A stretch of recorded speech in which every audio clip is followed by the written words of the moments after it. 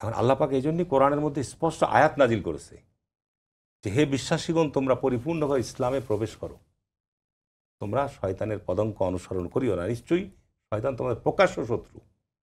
এখন আমি কোরআনের মধ্যে যে অংশটুকু আমার পছন্দনীয়, আমি সেটুকু আমল করব, সেটুকু গ্রহণ করবো, আর যেটা আমার পছন্দ না সেটুকু আমি বাদ দিয়ে দেবো।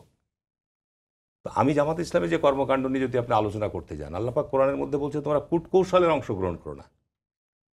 কূটকৌশলে যারা অংশগ্রহণ তাদের চরিত্র হচ্ছে মুনাফিকি চরিত্র। এগুলো কিন্তু একেবারে কোরআনের ফান্ডামেন্টাল বিষয়। আমি আপনাকে বলছি, তোমরা, আল্লাহ রসুল বলছে তোমরা গুজব এবং অপপ্রচার থেকে সতর্ক থাকো। গুজব অপপ্রচার ফেতনা তৈরি করে সমাজে, ফেতনা তৈরি করে। ফেতনা হত্যাকাণ্ডের চাইতে গুরুতর অপরাধ, কোরআনের আয়াত।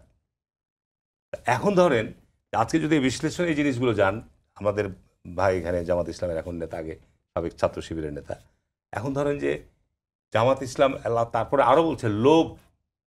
আপনি পিয়ার চাচ্ছেন, এখন ধরেন পিয়ারের জন্য আপনার কর্মসূচি ঘোষণা করেছেন, পিয়ার দেখে ইসলাম কায়েম হবে?